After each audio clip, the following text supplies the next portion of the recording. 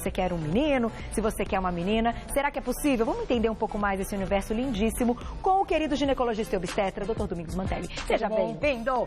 E agora, em novo shape, porque ele emagreceu 14 quilos. É dos nossos, é dos nossos! Tá com dicas aí do Você Bonita, né, doutor? Reeducação alimentar. Tá vendo? Parar de comer besteira e comer coisa saudável. Tá vendo? Esse é o segredo.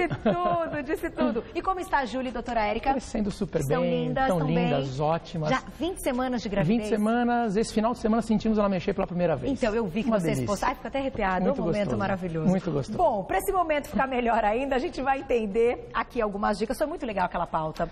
E a gente vai tentar retomar mais uma vez. Sucesso. Foi impressionante sucesso, né? Que eu recebi de perguntas, e-mails. E foi muito bom a gente repetir a pauta hoje, porque vamos esclarecer essas dúvidas do pessoal. Vamos abrir. A gente tem um vídeo muito legal que vai explicar o que são esses cromossomos. Queria que você fosse explicando pra gente, doutor.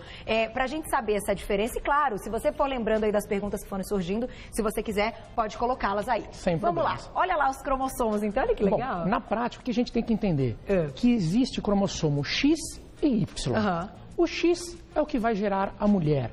O Y é que vai gerar o homem. Tá. No caso, toda mulher ela é XX. Ou seja, a mulher só consegue doar um cromossomo X. Já o homem, ele é XY, ele pode doar o cromossomo X ou Y. Perfeito. Então daí já vem uma grande dúvida esclarecida. Quem determina o sexo, na verdade, é o homem. É o homem, não é a mulher. Exatamente. Não, e aqui a gente consegue ver, olha que bonitinho, tão bonitinho, porque ó, aqui temos os espermatozoides na corrida em direção ao óvulo. E uma coisa interessante, o óvulo ele chega a ser 85 mil vezes maior do que o espermatozoide. Caramba. O óvulo é a maior célula do corpo. Já o espermatozoide, em contrapartida, é a menor célula do corpo. Entendi. Então, quando eles se encontram, o espermatozoide ele é minúsculo perto do óvulo. Ele tem que vencer essa corrida, chegar até o óvulo e conseguir fecundar o óvulo. Olha que bacana. Então aqui nós estamos vendo essa junção, exatamente na hora que o espermatozoide acabou de chegar no óvulo, vai fecundar esse óvulo e aí sim formar o ovo ou o zigoto, que já é esse óvulo fecundado pelo espermatozoide. Nesse caso a gente tem Nesse caso nós temos o cromossomo X e o Y. E o Y. Vamos saber qual dos dois que vai conseguir entrar. Se entrar o Y, vai gerar um menino. Se entrar o X, vai juntar com o X, que já é da mulher, vai gerar uma menina. Olha que legal. É bem interessante. Então assim, chega um tempo todo X e Y. Em cada ejaculação, o homem libera de 200 a 300 bilhões de espermatozoides. São muitos espermatozoides. Só que tem uma grande diferença entre eles. Os espermatozoides que carregam o cromossomo X são diferentes do que carregam o Y. E daí é que a gente pode lançar mão de mecanismos naturais para selecionar se eu quero que o X consiga chegar ou o Y consiga chegar. Vocês viram que bonitinho? Gente, olha, fantástico esse universo. Então agora vamos dar algumas dicas para vocês que querem aí meninos e para o grupo das meninas para verem o que vai rolar. Daqui a pouquinho a gente tem mais vídeo para ilustrar. Bom, primeira dica que você acha que é infalível. Primeira dica, como eu disse que tem diferenças, vou primeiro falar a diferença entre eles. O que carrega o X, que é o da mulher, ele é maior, mais pesado e mais resistente. Tá. O que carrega o Y, que é o masculino, ele é menorzinho, ele é menos resistente, só que ele é bem mais rápido. Então, em cima disso, a gente vai lançar mão de algumas técnicas. Por exemplo, se a mulher tiver relação com o marido no dia da ovulação, aqueles que são mais rápidos vão chegar primeiro, ou seja, os meninos. Tá, então no dia da ovulação... No dia da ovulação. Ah, mas como é que eu sei o dia da minha ovulação? Normalmente é a metade do seu ciclo. Então, se o seu ciclo, do primeiro dia que você menstruou até o outro dia que você menstruou novamente, ele dura 28 dias, o 14º dia é o seu dia mais fértil, provavelmente é o seu dia da ovulação. Tá. Certo? Além disso, se eu quero que seja uma menina, o que eu faço? Eu tenho relação sexual 2 a 3 dias antes da ovulação. Porque aí os mais resistentes, que são as meninas, vão sobreviver por mais tempo na vagina até o óvulo ser liberado e até conseguir fecundar. Gente, isso é então muito já legal. Tá aí a primeira dica de forma natural. A gente está falando tudo de forma natural. Agora, tem aquele lance também, se a pessoa já tem uma sensibilidade, quando está ovulando, sente. Sente também. Uma pontadinha. Normalmente é a chamada uma dica para dor do meio, a dor quando a mulher está ovulando. Geralmente, se ela sente do lado direito, ela está ovulando do ovário direito. Se ela sente do lado esquerdo, o ovário esquerdo. Porque a mulher ovula em meses alternados de ovários alternados. entendi. Isso também é interessante. Então tem que ficar assim, será que eu tô tendo, mas será que eu comi alguma coisa? Não, às vezes é ovulação mesmo. O que é importante dizer também que a mulher que de repente perdeu uma tuba por qualquer motivo, uma cirurgia, uma gestação ectópica, ela continua com a fertilidade preservada, porque ela vai continuar ovulando pelo outro ovário. Pelo outro ovário. Nenhum problema. E pode ser que demore mais para engravidar ou não? Às vezes um pouquinho mais, porque como eu disse, às vezes ovula um mês de cada um. Então ela vai estar ovulando daquele ovário a cada 2 meses, aproximadamente. Entendi. Daquele e claro, que tem a tuba. Que dá para fazer também uma programação assistida, ir ao médico, olhar ali com o ultrassom se de fato está ovulando. Né? Ai, fui no meu médico hoje, ele me passou, me pediu um ultrassom, faz o ultrassom, você viu que está ovulando.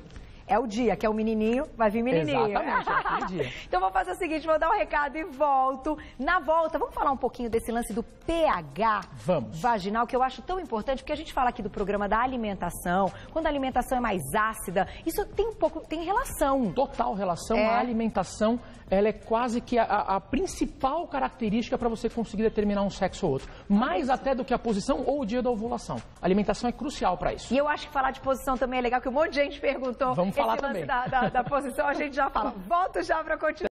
Tá vendo, doutor Domingos? Sem dúvida. Vamos lá. Acidez, o pH, então, da vagina pode mudar tudo? Pode mudar tudo. Vamos entender o seguinte, o mais resistente é a mulher, é o cromossomo X. Consequentemente, ele resiste mais ao pH ácido. Já o espermatozoide que contém o Y, ele gosta mais de um pH básico, um pH alcalino. Então daí dá pra gente tirar também algumas dicas, não só de alimentação, mas, por exemplo, se a mulher chegar ao orgasmo depois do homem, o homem já vai ter ejaculado, o ambiente da vagina está mais ácido. Vai favorecer uma menina. Se ela chegar ao orgasmo antes do homem, o que vai acontecer é que aquele pH vai ficar mais alcalino antes do espermatozoide chegar lá. Vai favorecer os masculinos. Então, até isso influencia. Que interessante. Muito interessante. Então, assim, até esse momento, quando a gente fala de orgasmo, pode aumentar ou diminuir a chance de um sexo ou outro. E mudar o pH da vagina. Agora, tem algum pH da vagina que pode acontecer de matar os espermatozoides? Sim, todo pH mais ácido, como eu falei, mata os espermatozoides masculinos principalmente. Mata mesmo. Agora, existem algumas situações onde o seu pH acidifica demais. Vou dar um exemplo, uma coisa que é muito ruim, refrigerantes.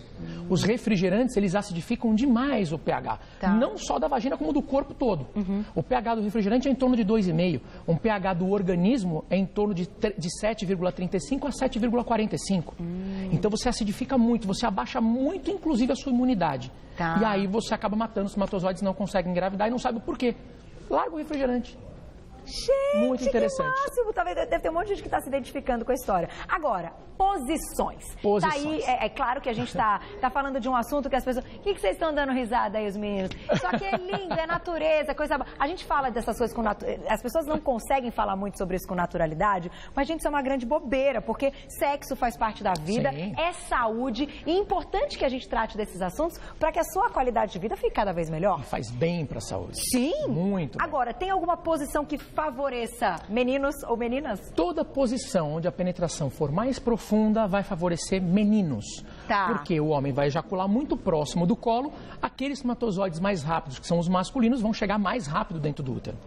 Quanto mais na saída, ali na entrada da vagina, for ejaculação, maior é o trecho que esses espermatozoides vão ter que percorrer até chegar no útero. Os mais resistentes sobrevivem, que são as meninas. Então, toda posição com a penetração mais profunda favorece menino.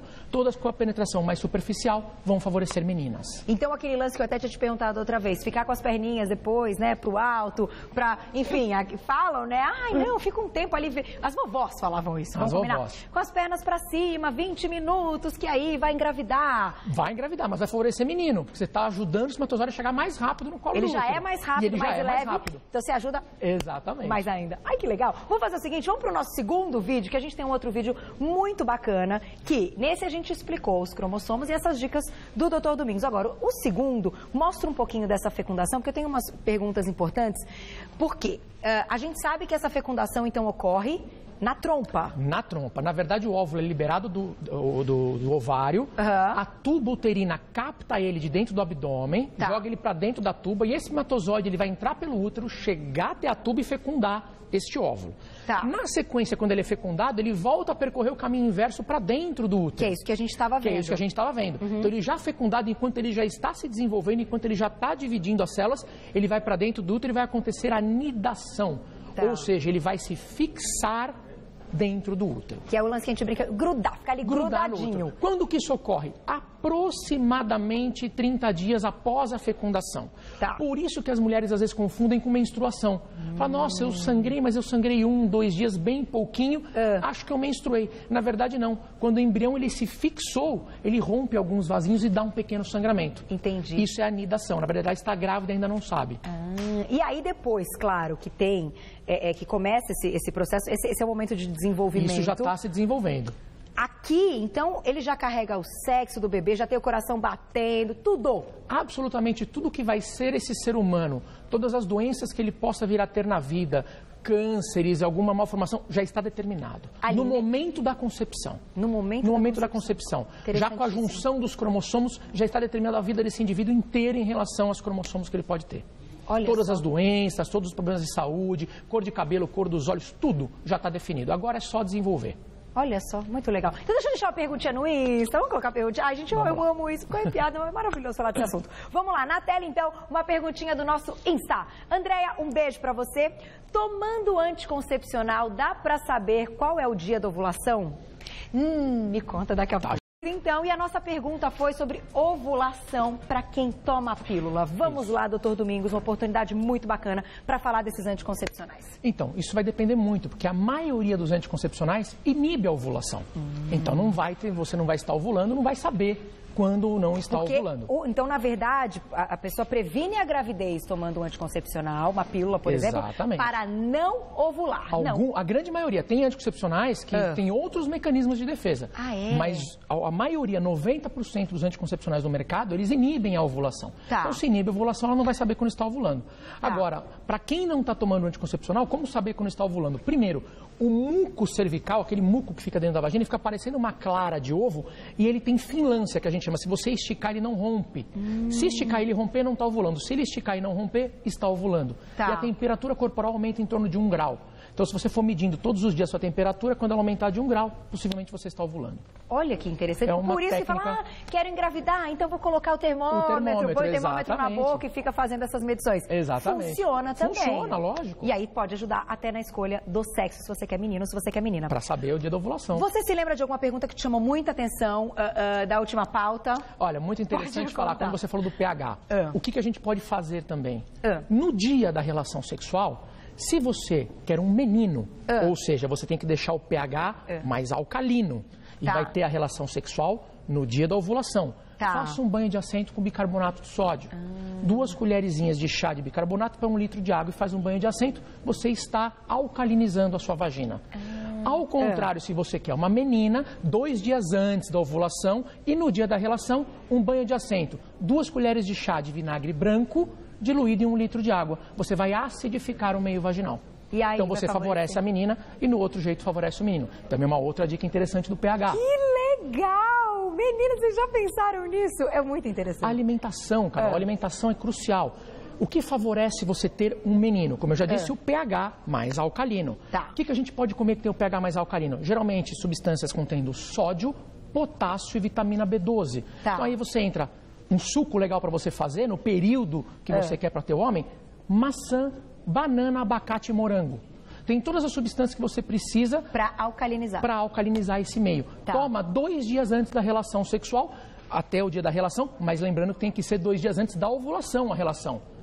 Então, se ela ovula no 14º dia, a relação tem que ser no 12º, ela tem que começar a tomar o suco no 10º. E a mulher já é outra coisa. O que favorece a menina é o magnésio, substâncias ricas em magnésio e cálcio. Então, leite, derivados do leite, verduras verdes escuras. Então, ela já pode lançar mão, por exemplo, com um pH mais ácido, suco de acerola, suco de limão, suco de laranja. Mesma coisa, vai ter a relação sexual no dia da ovulação, 2 dias antes. 12º dia começa a tomar, no 14º tem a relação. Você vai acidificar o meio também. Que legal! Então a alimentação também é crucial para isso. É fundamental. Agora, chegou uma perguntinha aqui, o Mar tá fazendo no ponto importante. O DIU. O DIU. Qual é, então, na verdade, por que ele inibe? Qual é a finalidade? O DIU, na verdade, existem alguns tipos de DIU. Um dos mais famosos é o DIU de progesterona. Ele é medicado com progesterona. Ele muitas vezes não inibe a ovulação, porém ele espessa o muco cervical, altera o pH vaginal, além de ser um método de barreira. Então ele torna o ambiente uterino um ambiente hostil ao espermatozoide. Entendi. Então o espermatozoide não consegue subir. Existe também o DIU de cobre, existem outros tipos de DIU. Mas hoje um dos mais difundidos é esse de progesterona. Ele não contém estrógeno. O espermatozoide não consegue chegar. Não consegue chegar. Ele espessa o muco que fica no colo do útero. Então ele chega lá, tem uma barreira de muco, ele não passa. Além do próprio DIU ser uma barreira física dentro do útero, e ele alterar também o pH vaginal. Então, algumas mulheres, algumas que utilizam o DIU, deixam de ovular, mas não são todas.